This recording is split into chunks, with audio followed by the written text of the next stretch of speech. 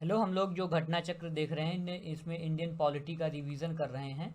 हमारा मकसद है पॉलिटी के जितने भी क्वेश्चन हैं सिंस 1990 से वो उस समय से लेकर के अभी तक के जितने भी एग्जामिनेशन हुए हैं, वेजिस एग्जामिनेशन, पब्लिक सर्विस का examination and other state public service का एग्जामिनेशन में जब भी जहाँ भी पॉलिटी के क्वेश्चन पूछे गए हैं उससे आपको रूबरू कराना। इसमें 38 क्वेश्चन जो चैप्टर नंबर 3 है घटना चक्र का उसमें लिया गया है। Which one of the following provision of Indian constitution have a bearing on education. देखो ये जो नीचे आपको ऑप्शन दिए गए हैं, ये क्वेश्चन बढ़िया है, 2012 में पूछा गया है, आपको दिख रहा होगा नीचे। और इसके बाद में ये जो एजुकेशन के रेस्पेक्ट में कौन कौन से चाहे वो directive principle of state policy हो, चाहे रूरल एंड अर्बन बॉडीज़ हो, चाहे 5th शेड्यूल हो, 6th शेड्यूल हो, 7th शेड्यूल हो, तो इसमें से कौन सी ऐसे जो नीचे आपको ऑप्शंस दिए गए हैं उनका डायरेक्ट या इनडायरेक्ट रिलेशन आपको एजुकेशन से दिख रहा है। देखो जो डीपीएसपी है आपको पता होगा, डीपीएसपी आपने आई होप सभी ने पढ़ा होता है अच्छे से।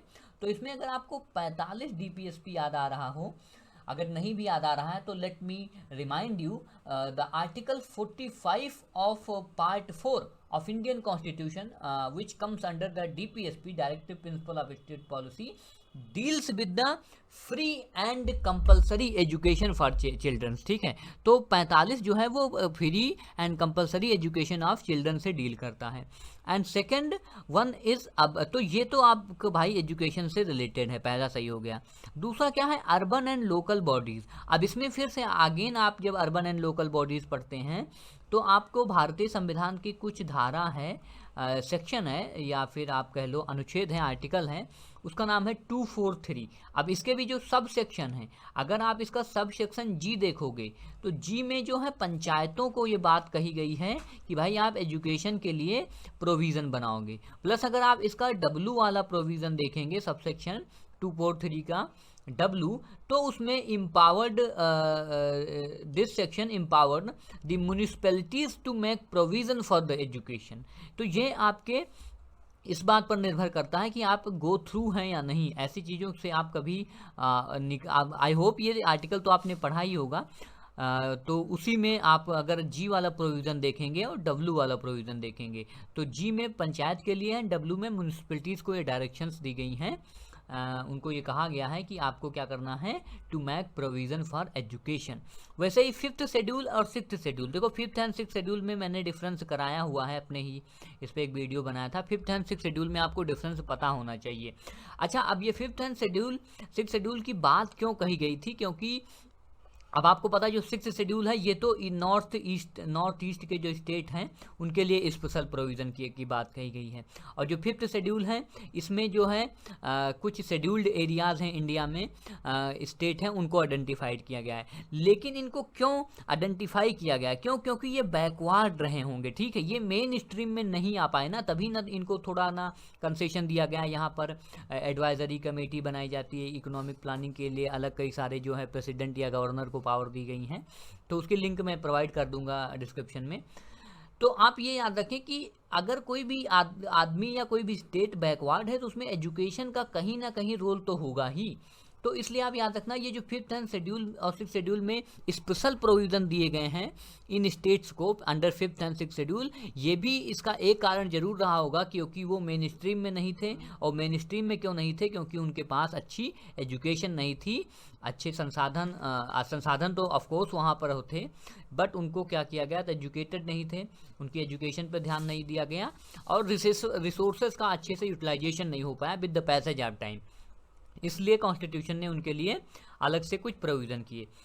अब बात करते हैं 7th शेड्यूल की। देखो 7th शेड्यूल में 3 लिस्ट की बात कही गई है, union list, state list and concurrent list. अब इसमें तो कंकरेंट लिस्ट में आपको पता है एजुकेशन है ही, ठीक है, तो एजुकेशन तो इसमें भी दिया गया है, तो इसलिए 1 2 3 4 5 सारे जो है इसमें सही हो जाएंगे और डी ऑप्शन सही हो जाएगा। तो आपको ये याद रखना है, ऐसे क्वेश्चन पूछे जाते हैं। Next question is which one of the following schedule of Indian constitution of India contains the provision of anti defection law. ये किससे रेस्पेक्ट में क्वेश्चन है, एंटी डिफेक्शन लॉ से, कि एंटी डिफेक्शन ऑफ लॉ जिसको दल बदल कानून बनाते हैं। ये क्वेश्चन 2 बार रिपीट किया गया है, आपको यहाँ पे दिख रहा होगा।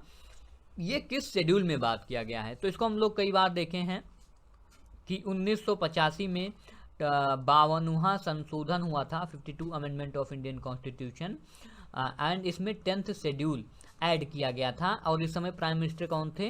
राजीव गांधी जी थे। ठीक है, तो उनकी प्राइम मिनिस्टरशिप में ये बहुत बड़ा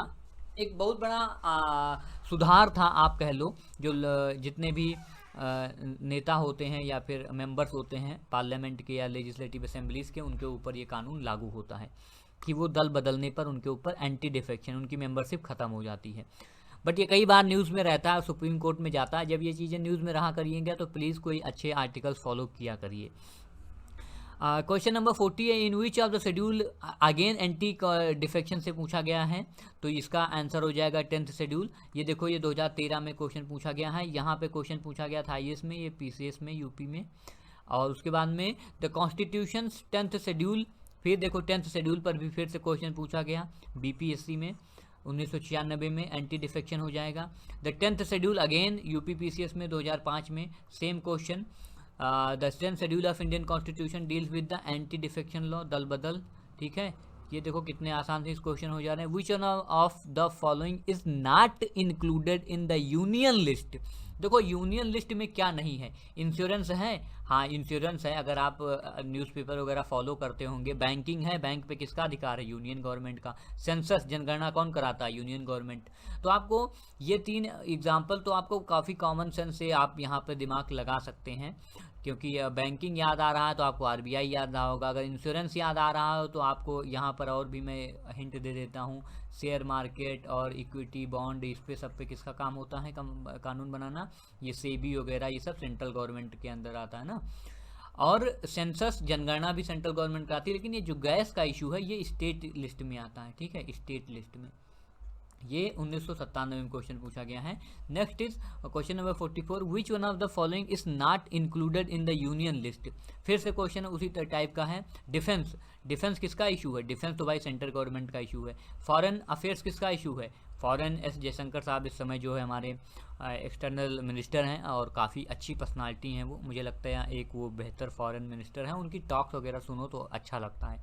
ठीक है, कि इतना वेल, और वो चूँकि सर्विस में भी रहे हुए हैं तो उनको एक्सपीरियंस भी है। रेलवे क्या है? रेलवे भी सेंट्रल गवर्नमेंट का है। ये तीनों तो काफ़ी इजी हैं। उसका में एग्रीकल्चर क्या है? Agriculture is in state list, तो एग्रीकल्चर स्टेट लिस्ट में आ जाता है। ठीक है, PCS प्रीलिम्स में 2000 क्वेश्चन पूछा गया है 11 में। तो ये आपको याद रखना है कि जो है defence, foreign affairs and railway, ये किस में आते हैं? ये आते हैं यूनियन गवर्नमेंट में। But the agriculture is the subject of state list. Next question हम लोग देखने की कोशिश करते हैं। Question number 45, which one of the following is not is included in the state list. Sorry, not नहीं है इसमें। स्टेट लिस्ट का सब्जेक्ट कौन है भाई? देखो, इलेक्ट्रिसिटी किसका है? एजुकेशन किसका है? रेलवे पुलिस किसका है? फॉरेस्ट किसका है? देखो, फॉरेस्ट जो है, इलेक्ट्रिसिटी जो है, एजुकेशन जो है, एजुकेशन किस में है? इसको पहले स्टेट लिस्ट में था, लेकिन बाद में 42 अमेंडमेंट में क्या कर दिया गया था कि इसको कंकरेंट लिस्ट में डाल दिया गया था। फॉरेस्ट को भी कंकरेंट लिस्ट में डाल दिया गया है। ठीक है, इलेक्ट्रिसिटी को भी कंकरेंट लिस्ट में डाल दिया गया। मैंने आपको इससे पहले वाले वीडियो में कंकरेंट लिस्ट पे ढेर सारे क्वेश्चन कराए थे और ये भी बताया था कि आप कंकरेंट लिस्ट को जरूर पढ़ें, क्योंकि कंकरेंट लिस्ट आपको याद है तो आप ये बाइफरकेट कर सकते हैं कि क्या सेंट्रल लिस्ट में है और क्या यूनियन लिस्ट में है। और कंकरेंट लिस्ट चूँकि बीच की होती है, इसलिए बीच वाला अगर आपको याद है तो बाइफरकेशन में आसानी होती है। रेलवे पुलिस क्या होती है मैं आपको बताता हूँ। जो स्टेट पुलिस होती है ना, जैसे यूपी गवर्नमेंट का मैं एग्जांपल ले लेता हूँ। यूपी पुलिस है, जैसे यूपी पुलिस में जो भी भर्तियाँ होती हैं या भी जो भी सिपाही या होते हैं, उनको एक प्रोविज़न दिया जाता है कि आपको 5 साल रेलवे में भी बिताने हैं। अब लेकिन चूंकि आप पूछोगे रेलवे तो सेंटर का सब्जेक्ट है, हाँ रेलवे सेंट्रल का सब्जेक्ट है, लेकिन रेलवे स्टेशन पर भी आपको जीआरपी नाम की एक पुलिस दिखती होगी। जीआरपी जिसको कहते हैं ना, राजकीय रेलवे पुलिस, ये लोग स्टेट पुलिस के ही होते हैं। जैसे स्टेट पुलिस का ही जवान ट्रैफिक में जाता है, ठीक है, स्टेट पुलिस का ही जवान क्या जाता है, जीआरपी में भी उसको 5 साल गुजारने होते हैं, ठीक है। तो काफ़ी वर्सटाइल सिलेक्शन होता है यूपी पुलिस का, ये लोग कहीं भी जा सकते हैं ना, वही है ना कि ये एसटीएफ में भी काम करेंगे और वही सिपाही आपको जो है ट्रैफिक में भी मिल सकता है, ठीक है। तो ऐसी बात नहीं है, तो इसमें अपनी योग्यता और क्षमता के अनुसार इसको बने रहते हैं। बट रेलवे पुलिस जो है, क्योंकि राज्य सरकारों का प्रयास होता है, क्योंकि अगर आपके स्टेट में कोई रेलवे स्टेशन आता है, वहाँ पे चोरी और ऐसे कुछ अपराध होते हैं, कभी डेड बॉडी होता है, तो इसको कौन किसकी जिम्मेदारी होगी, रेलवे की। अब आप पूछोगे फिर जो रेलवे पुलिस होती है, तो रेलवे पुलिस भी होती है आरपीएफ, तो रेलवे प्रोटेक्शन फोर्स या पुलिस फोर्स, ठीक है। तो उनका काम भी अलग होता है, ठीक है। वो उनका ट्रायल भी अलग होता है। जैसे वो उन लोगों को पकड़ते हैं जो रेलवे स्टेशन के अंदर कोई ऐसा काम कर रहा है जिस पे जुर्माना लगाना हो या कुछ और लगाना हो, ठीक है, तो वो रेलवे पुलिस के अधिकारी करते हैं, ठीक है, उनके अलग मजिस्ट्रेट बैठते हैं। Next question is question number 46, in which list of Indian constitution जब पंचायती राज, देखो पंचायती राज किस में है, स्टेट लिस्ट में है ना। पंचायती राज के बारे में देखो हम लोग ढेर सारे क्वेश्चन कर रहे हैं, रेसिडुअरी लिस्ट में नहीं है, कंकरेंट में नहीं है I am sorry. Chhattisgarh PCS 2011 में क्वेश्चन पूछा गया, तो ये स्टेट लिस्ट का सब्जेक्ट है। Next question is which one of the following subject is in the list 3 of concurrent list of 7 schedule of the Indian constitution. तो लिस्ट 3 की बात तो कह रही है, तो इसका क्या मतलब है कि ये कंकरेंट लिस्ट की बात कह रहे हैं ना ये लोग। जैसे list 3 which one of the following subject is in list 3 concurrent list of the 7 schedule. तो कंकरेंट लिस्ट में क्या है, पुलिस किसका है, पुलिस तो भाई स्टेट सब्जेक्ट है। पब्लिक ऑर्डर पुलिस मेंटेन करती है, ठीक है, तो ये भी स्टेट सब्जेक्ट हो जाएगा।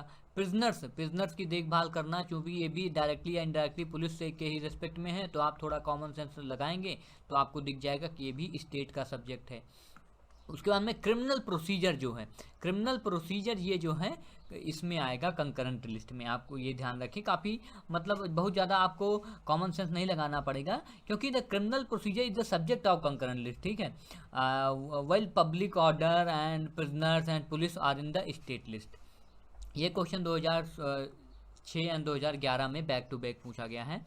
अगला क्वेश्चन देखते हैं, मैरिज डाइवोर्स एंड अडॉप्शन, ठीक है। मैरिज डाइवोर्स एंड अडॉप्शन, जो बच्चों को हम गोद ले लेते हैं, are an entry in the 7 schedule under the following. देखो यूनियन लिस्ट में रहेगा, स्टेट लिस्ट में रहेगा, ये देखो मैं आपको बताऊं ये कंकरेंट लिस्ट में है। मैरिज डाइवोर्स एंड अडॉप्शन की जो पॉलिसीज होती है कंकरेंट लिस्ट में रखा गया है, क्योंकि इस पर स्टेट गवर्नमेंट और सेंट्रल गवर्नमेंट दोनों को भी अधिकार है कानून बनाने का।